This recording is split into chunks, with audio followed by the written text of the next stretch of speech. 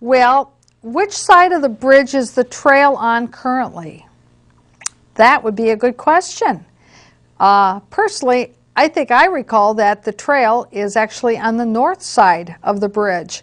So how are people who are on the north side of Frost on the trail, because keep in mind the trail is running also along Frost, along the north side of Frost. And so if you're going to have the trail on the south side, how do the people who have been on the north side of Frost be able to cross Frost to go south of Frost on the trail parallel that bridge, so then that they can cross again to the north side to follow the trail there?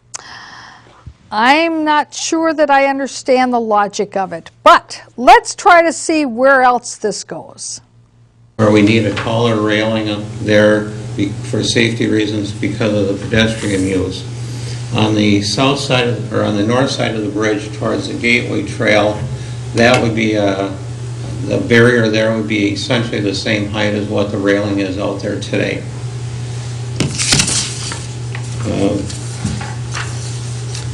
This is a picture of the bridge that's out there today, and after taking the comments from the CDRB and City Council.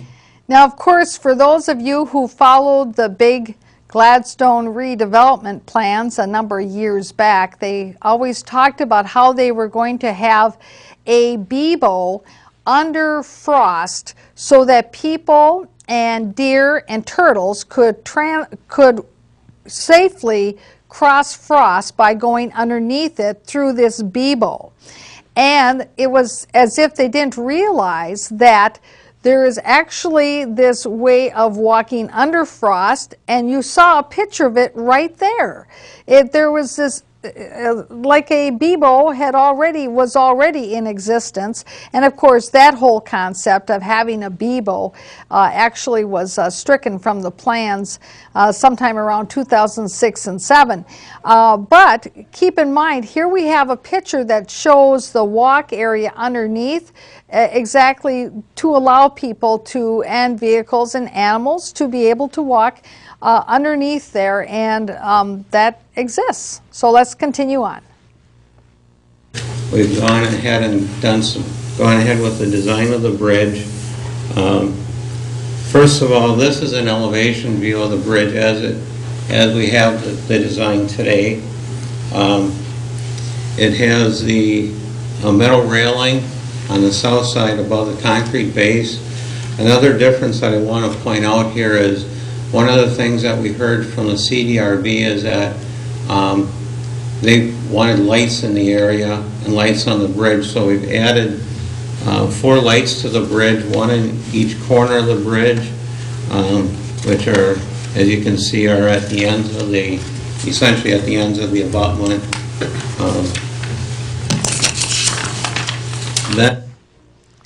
Now, of course, those of you who have driven over the bridge, you're thinking to yourself, it's not a very long span, this bridge area. And while street lights are always good to have, this issue about having 4 street lights there, I'm wondering again exactly, is that overkill for this area? Because I encourage viewers to actually take a drive over there on Frost, right over there, right by the old tourist cabin site, and drive over the existing bridge and get a feel for exactly how big of a span we're talking about. And, you know, and I would say even that you could probably pull off the street in that driveway that goes into what used to be the old tourist cabin site.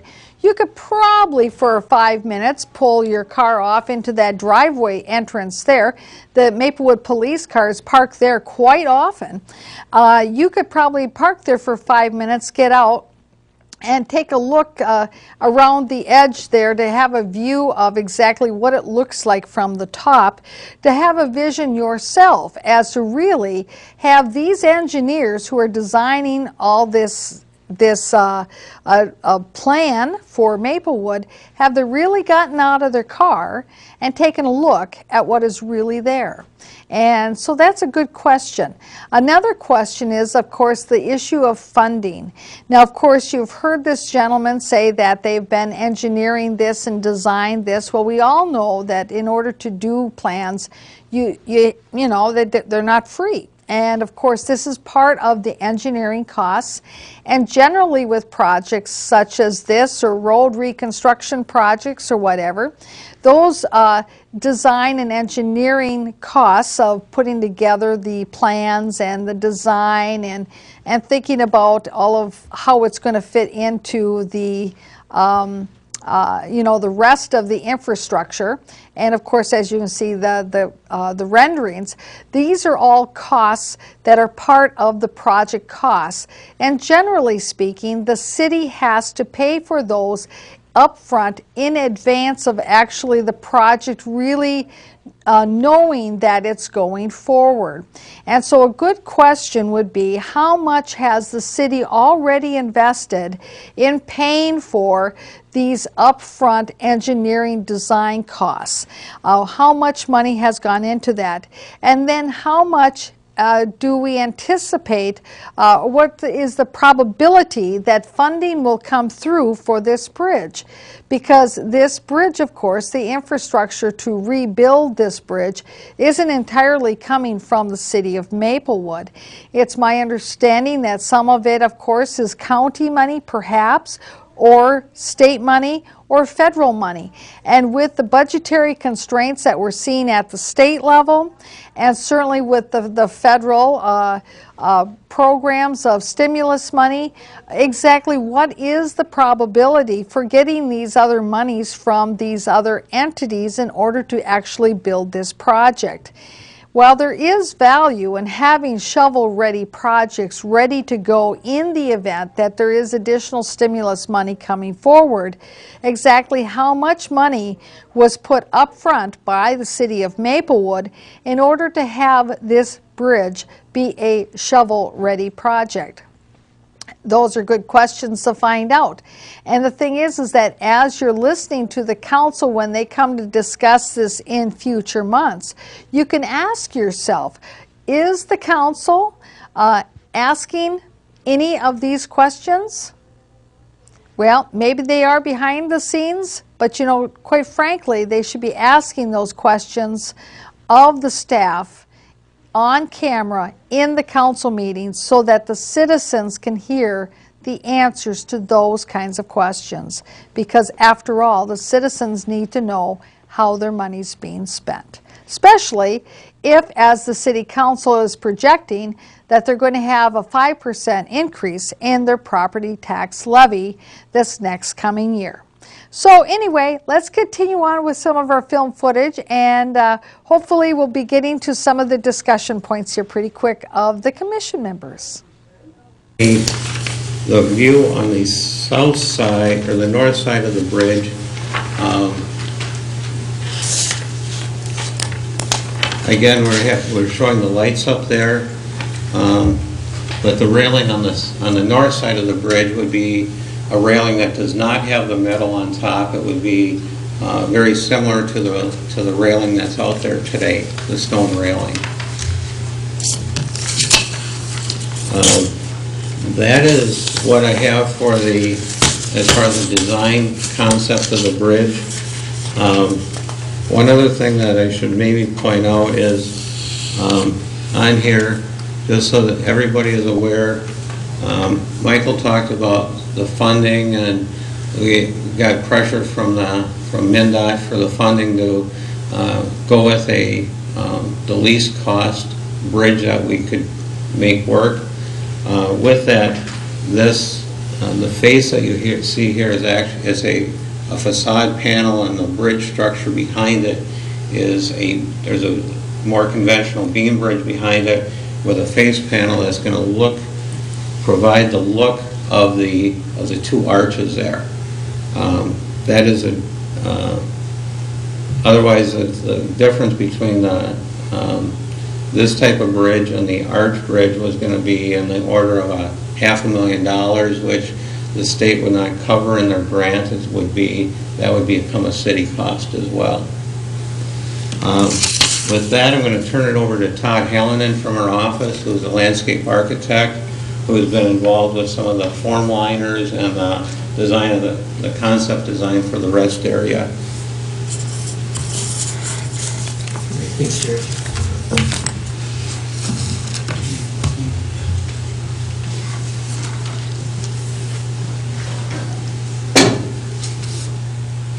Thank you. So one of the things I heard there that I had actually not heard before is something about a rest area. Now currently I don't think there is any rest area there, but I'm wondering if having a rest area is one of the things that needed to be incorporated in order to be able to qualify for some of this, obviously this grant money that they're looking at getting at from the state of Minnesota.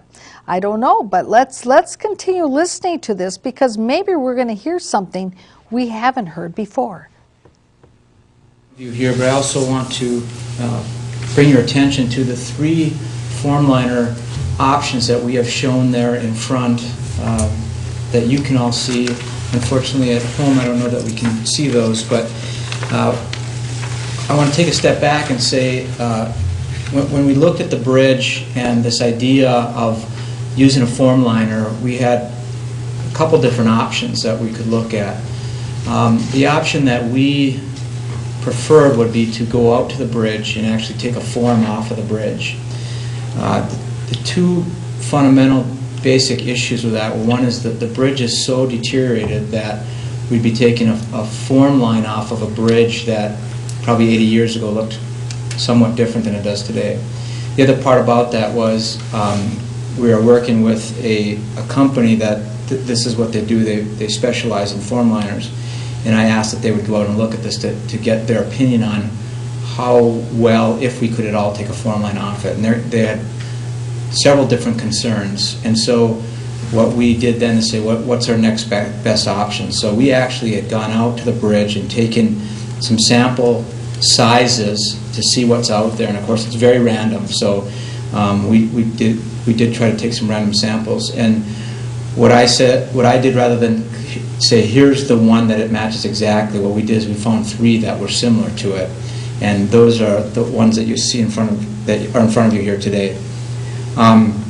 The one I believe that's on the far side, so your left side, would be option C. That's called the home and field ashlar. And the question earlier of one of the commission members was, home and field, what does that mean? Well, that's...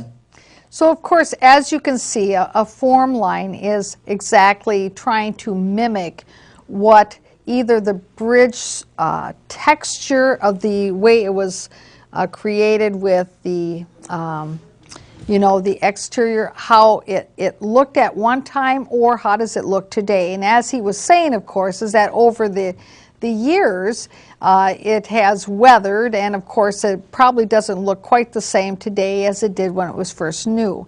And so this form liner is actually sort of like a veneer to mimic what it looked like, or would look like, or could look like in trying to recreate that historical perspective of it, so that it indeed is retains some of its character. And so anyway, so you could see there the 3 different types. There was the one type, and then there was the middle type, and then the other one, and they all kind of ran together. But I think you can clearly see the 3 different options in looking at that sample board. So, okay, so let's continue on. Taken off a historical site here in St. Paul, and has been used right now down at the home and field, the airfield. The Shepherd's Path is, again, another good option. It's a little different from what we have out there because the lines tend to be a little bit longer. In appearance, when you look at the bridge, it does seem to match pretty well, but if you were to actually take dimensions off there, some of these pieces are a little bit more elongated than we have out there today. So I know I did this in somewhat reverse order, but the option A, which is called the reduced relief small ashlar, matches fairly well with what we